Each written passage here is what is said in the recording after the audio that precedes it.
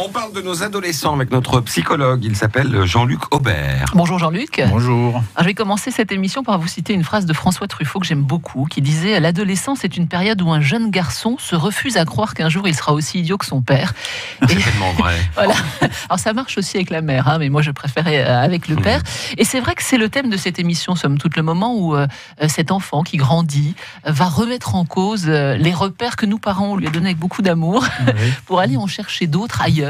Quel repère pour nos adolescents? Ça nous laisse, nous, toujours un peu pantois, nous les parents, on est un petit peu perdus à cette période de la vie des enfants. Oui. Il faut d'abord définir ce que c'est qu'un repère, parce qu'on en parle souvent. Quel repère donner à nos enfants, à nos adolescents? Les repères, c'est l'ensemble des éléments humains, matériels et abstraits qui vont rassurer l'individu, qui vont le structurer, qui vont donner du sens à sa vie, et puis ça va le respecter en même temps qu'il respecte les autres aussi. Il y en aurait combien pour un adolescent s'il fallait lister ces repères? Autant que pour les enfants, mais ce ne sont pas exactement les mêmes. Il y a les repères affectifs qui vont rassurer essentiellement, les repères identitaires pour donner une identité, c'est spécifique à l'adolescence, les repères d'appartenance, les repères culturels, les repères hédoniques liés au plaisir, les repères scolaires. Et puis j'en ai oublié un, je crois, non, me semble, non, je crois que c'est bon. Les repères socio-éducatifs. Oui, effectivement. Mais c'est vrai que les repères socio-éducatifs sont liés à l'apprentissage des règles et des lois. Pour en revenir à cette phrase de François Truffaut, c'est vrai qu'on se pose jamais la question quand on est parent et qu'on a un petit devant soi, son petit, son enfant, on est tout pour lui. On est son principal repère. Et puis arrive cette période terrible de l'adolescence qui commence tôt, vous l'avez dit, c'est 11 ans. À partir de là, c'est le dernier trimestre de CM2. Voilà, c'est ça. Oui. C'est si tôt que ça. Dernier trimestre du CM2, je l'avais dit, je l'ai déjà dit, mais je vais le répéter. Quand j'étais psychologue scolaire, j'observais dans les cours de récréation jusqu'au CM1, en gros, garçons et filles jouent chacun de leur côté. Et arrivé au troisième trimestre du CM2, on commence à voir les garçons qui courent après les filles et qui les cherchent maladroitement, de façon malhabile, mais toujours est-il que ça se passe comme ça. On peut dire que l'adolescence commence à ce moment-là, un peu plus tard pour certains. En tout cas, à l'enfance, on est un repère, nous, le parent. Et puis tout à coup, on n'est plus ce repère, on semble être rejeté par l'adolescent. Et c'est là où vous vous trompez, parce qu'effectivement, le parent reste un repère affectif important pour l'adolescent, même s'il le voue aux gémonies, s'il râle tout le temps, tu me casses les pieds, tu m'embêtes, etc., laisse-moi, etc., tu es nul, bref, tous ces mots que dit l'adolescent, malgré tout, le parent reste un repère affectif. Et puis certains parents aussi se disent, tout ce que j'ai fait jusqu'à présent, ça n'a servi à rien, effectivement, toute l'éducation que je lui ai donnée, toutes les bonnes manières, toutes les bonnes habitudes n'ont servi à rien. Et en fait, si, sur le plan inconscient, tout ça est intériorisé, et ça se retrouvera ultérieurement, c'est ce que disait Truffaut, en quelque sorte, ça deviendra, il ressemblera pour partie à ses parents, parce que tout ça aura été intériorisé. Oui, tu perdras aussi tes cheveux, tu auras aussi un ventre bedonnant, comme ton père. Alors, certes, le parent est toujours un repère, mais il me semble qu'il y en a d'autres au moment de l'adolescence. Oui. Alors, un repère qui est assez typique, c'est pas le partenaire sexuel, et effectivement, il arrivera un petit peu plus tard. Rassurez-vous. La mère de famille italienne. Il arrivera un tout petit peu plus tard. Mais il arrivera. Mais il arrivera. Plus tard. C'est le bon copain ou la bonne copine. En général, on retrouve ça souvent à l'adolescence. C'est le bon copain, la bonne copine qui accompagne, effectivement, auquel on raconte toutes ces histoires, auquel on se confie, qui rassure aussi, parce qu'on partage exactement les mêmes émotions, les mêmes ressentis. Et le bon copain, la bonne copine rassure. D'où le fait que ma grand-mère disait toujours, il faut surveiller les fréquentations. Oui, mais surveiller les fréquentations, là aussi, c'est un souci, parce que le parent, quelquefois, les fréquentations ou la fréquentation de son garçon ou de sa fille ne sont pas celles qu'on souhaiterait toujours. On se dit, oh là là, qu'est-ce qu'il fait avec celui-ci ou avec celle-là? Et malgré tout, il faut l'accepter. C'est-à-dire, il ne faut pas le rejeter d'emblée, parce que s'il le recherche, c'est qu'il a des raisons de le rechercher. Alors, on va essayer justement de comprendre pourquoi, comment, d'essayer justement d'intégrer aussi ce copain ou cette copine-là. Donc, il ne faut rien dire sur le copain ou la copine. On se tait. Voilà, il a un piercing dans le nez, c'est pas grave. Je sais bien que quand on est parent, ça effraie, mais d'un autre côté, non, je veux dire, il ne faut pas rompre la relation. Ce qui importe dans la relation avec l'adolescent, c'est toujours conserver le dialogue. Si on rejette le bon copain, la bonne copine, tout de suite, il y a un risque de rupture. C'est pas le seul, il y en aura d'autres, mais on va essayer d'intégrer aussi ce copain ou cette copine-là. Donc, comme repère, le parent qui reste malgré tout, même si j'ai quand même un petit peu du mal à y croire. Le bon copain, la bonne copine, est-ce qu'il y aurait des repères qui ne seraient pas des personnes physiques, des repères... Moi, je pense à la chambre. Oui, c'est un repère matériel. La chambre de l'adolescent, véritablement, c'est un sujet, chaque fois que je l'aborde en conférence, véritablement, ça soulève toujours un brouhaha dans la salle. La chambre de l'adolescent, c'est un repère affectif affectif majeur, parce que c'est là où l'odeur de la chambre de l'adolescent. Pardon, l'odeur.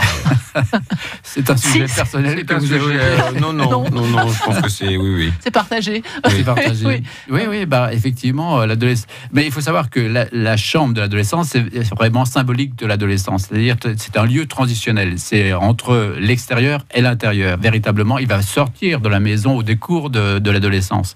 Mais là, c'est un lieu de transition. Il sort de l'enfance, il va rentrer dans l'âge adulte, et sa chambre, c'est son lieu de sécurité. C'est pour ça qu'il est important de le respecter. Et si on veut faire le ménage pour supprimer l'odeur, il faut en discuter avec lui avant pour savoir si on peut le faire. Il faut négocier. Il faut négocier. Le nombre de fois où moi j'ai pas retrouvé des trucs parce que ma mère avait décidé de ranger, c'est incroyable. C'est un truc de fou. J'ai rangé ta chambre. Oh mon Dieu. Oh mon Dieu. Bon, on a appris deux choses quand même. Déjà, dans cette première partie d'émission, Jérôme, c'est qu'on ne Oui. dit rien sur le bon copain, la bonne copine, Non. et que si on aère la chambre, c'est quand le gosse n'est pas là. Voilà. Mais On range gardez, pas. restez toujours positive, ma petite bichette. Oui. Gardez quand même l'idée que vous êtes un repère C'est vrai. encore. Ben oui, vous êtes un repère. On revient dans un instant avec Jean-Luc Aubert, notre psychologue. Mesdames, messieurs, on parle des adolescents et de leurs repères aujourd'hui sur France Bleu. Avec Jean-Luc Aubert, notre psychologue, on continue à parler des repères de nos adolescents. Moi, je me dis en tant que parent, Jean-Luc, qu'il faut aussi se souvenir comment on était, nous, à l'adolescence. C'est quand même pas une période facile. Ils prennent 20 cm en quelques mois. Ils ont envie d'être des adultes, ils sont pas vraiment équipés pour, moi je trouve, parfois. Et puis, ils me font marrer. Mon fils, par exemple, le matin, Jérôme, je vous raconte ma vie, il se coiffe, il passe un temps fou devant son miroir. Puis quand il sort, moi je vois derrière là, ses cheveux, il a oublié de coiffer tout l'arrière. Mais il se trouve beau, voilà, il part. L'image a une importance incroyable. Oui, à telle enseigne que justement, lorsqu'il y a un détail qui ne va pas, ils vont passer des heures à réparer ce détail. Au détriment d'ailleurs d'autres critères d'hygiène. Se laver les dents. Voilà, absolument. Ça se comprend aussi, j'allais dire. Il y a une transformation physique qui inquiète, qui préoccupe. Et il ne maîtrise pas ça, l'adolescent ou l'adolescente. Donc, il passe beaucoup de temps devant sa glace, devant son miroir. Il va prendre beaucoup de selfies. Il va passer son temps sur Facebook pour maîtriser son image, justement parce qu'il recherche d'identité propre. C'est paradoxal parce qu'arrive la pudeur aussi à cet âge-là. Oui. Arrive avec un syndrome que j'appelle le syndrome de la piscine aussi. Je ne sais pas si vous avez... vous connaissez peut-être pas ça avec vos ados, mais certains adolescents demandent beaucoup de certificats médicaux pour ne plus aller à la piscine. En plus les filles ou les garçons aussi? Les deux. Ouais. Les deux, parce que souvent ils sont mal à l'aise avec leur corps, qui change aussi, qui se transforme. Et il y a beaucoup de redemandes justement pour ne plus aller à la piscine parce qu'ils craignent justement de se montrer aux autres. Mais ça aussi pour un parent, c'est troublant parce que le petit garçon qu'on a vu se promener tout nu, parce que voilà, on l'a fait, c'est une partie de nous. Ouais. Tout d'un coup, il se cache, on voit plus rien. Ah oui, mais c'est normal. C'est plus à quoi il ressemble. Oui, véritablement. Lui, il est en pleine transformation. Mais on a oublié ça. Vous avez oublié ça. On a tous oublié ça. Ouais. Mais c'est forcément déstabilisant. D'où cette recherche permanente de l'identité à travers, donc je l'ai dit, le miroir, Facebook et les selfies. Mais il y a aussi des modèles identitaires. Justement, on est admiratif. Souvenez-vous du cercle des poètes disparus où il y a le modèle du prof de philo qui est souvent un modèle identitaire. Donc on cherche un modèle à l'adolescence. Oui, là aussi, on recherche une image d'adulte qui va rassurer. On va se dire, quand je serai plus grand, j'aimerais être comme lui ressembler. Alors, ça peut être un prof, ça peut être un acteur, ça peut être un chanteur. C'est des modèles identitaires. D'où l'importance, ça peut être un footballeur aussi, d'où l'importance de l'image qu'ils peuvent renvoyer parce que pour certains adolescents, ils sont des modèles auxquels ils s'identifient. C'est surtout pas son parent, si j'ai bien compris. Ah non, c'était avant. Ça, c'était avant. C'était avant. Papa était le meilleur, maman était la plus forte, etc. Tout ça était la plus belle. Et ça, c'était avant. Là, il le remet en question. Ça peut être quelqu'un aussi de la famille, mais quelqu'un d'autre, un oncle, une tante ou quelque chose comme ça. Mais alors là aussi, par rapport à cela, c'est tout à fait normal et banal. Véritablement, ça prouve bien cette recherche permanente entre le rejet plus ou moins important de ce qui se passe à l'intérieur et la recherche de l'extérieur. Même si on n'est pas encore à la fin de l'émission, moi j'aimerais avoir la fin de l'histoire. Comment ça va se passer à 24 ans? C'est 24 ans, la fin de l'adolescence. Je dis ça pour ceux qui ont des gamins de 12 ans. Vous pouvez souffler. Comment ça se passe à 24 ans? La question, quand se termine l'adolescence, c'est vrai, ça se termine au moment où ils partent de la maison, en quelque sorte. Et le parent va redevenir un modèle à 24 ans ou c'est terminé tout ça? Il l'a été, et cette image-là est intériorisée. C'est-à-dire que l'exemple que montre le parent, ce qu'il a dit, ce qu'il a fait, c'est intériorisé chez l'adolescent ou l'adolescente et ça ressortira ultérieurement. Ça n'est pas du tout gommé. Il y a une phrase comme ça, je crois que c'est à 10 ans, papa a toujours raison, à 20 ans, papa a toujours tort, à 30 ans, papa a peut-être raison, à 40 ans, papa a raison, à 50 ans, si papa était là. Oui, c'est vrai. Et Sacha Guitry, mon père avait raison. On parle de l'adolescence et des repères que l'on donne à nos minots. Dans un instant, on va parler de leur look. Ça, ça mériterait une demi-heure d'émission. Voilà, les repères, ça va être compliqué. Voilà. Quand tu veux donner des repères à un gosse qui a une touffe de cheveux, pas possible quand toi t'es chauve. C'est compliqué quand même. On va en revenir dans un instant, on va voir. Vous restez avec nous, on aura Philippe Lafontaine et Cœur de Loup, puis on va continuer à écouter Jean-Luc Aubert. La vie en bleu, au 03 83 36 20 20. Les repères pour les adolescents, c'est le sujet d'aujourd'hui, Nathalie. Oui, on a vu qu'il y avait 7 repères, on ne va pas tous les lister aujourd'hui. En tout cas, vous nous avez déjà parlé des repères affectifs, le bon copain, la bonne copine, la chambre, des repères identitaires, le miroir, le selfie, et puis cette pudeur qui apparaît. Il y en a un autre que vous nous avez cité, c'est l'appartenance. C'est vrai que l'adolescence, c'est vraiment le moment du groupe. On a un groupe d'amis, on a envie d'être habillé comme eux, on a envie de parler comme eux, c'est ça Parce que le repère d'appartenance rassure également. Le groupe rassure. Faire comme les autres, être comme les autres, ça rassure. Je ne suis pas seul, je peux m'appuyer sur les autres. Ils peuvent s'appuyer sur moi éventuellement. Ouais. Donc il y a un certain nombre de repères d'appartenance comme ça. Le look en fait partie en particulier. Vous savez, à chaque vague d'adolescence, il y a des looks nouveaux qui apparaissent. Même si aujourd'hui tout ça a tendance à se lisser. Antérieurement, il me semble que les looks étaient beaucoup plus marqués que cela. L'adolescent peut véritablement se démarquer des autres. Aujourd'hui, c'est un peu moins vrai que ça ne l'était. D'où les marques aujourd'hui. Il me faut les chaussures Adidas, il me faut le pull, je ne sais pas, Fila, vous regardez les pieds des adolescents, ils sont tous les mêmes en quelque sorte. On a Maxime à la radio, on regarde. Moi j'ai une pensée émue pour eux avec l'hiver qui arrive, parce que vous savez qu'ils ont gardé encore cette mode d'avoir la cheville à l'air. Et là, je peux te dire que dans 2 mois, j'aurai de l'admiration. Donc ça, c'est normal. Oui, là aussi, c'est une façon de se démarquer, mais on appartient malgré tout à un groupe. On se démarque à la fois des parents, de la société d'une façon générale, mais on reste bien dans le groupe adolescent. C'est marrant parce que, alors, justement, on n'a pas de mémoire. Moi, il me semblait qu'à l'adolescence, justement, j'avais envie d'être rebelle et de ne ressembler qu'à moi. Mais oui, mais vous l'étiez contre vos parents, contre la société, mais pas contre vos copains. Oui, j'avais les mêmes chaussures qu'eux, quoi. C'est ça que vous voulez me dire. On se rebelle contre les parents, mais c'est vrai qu'on a envie de ressembler. On a furieusement envie de ressembler aux autres quand on est ado.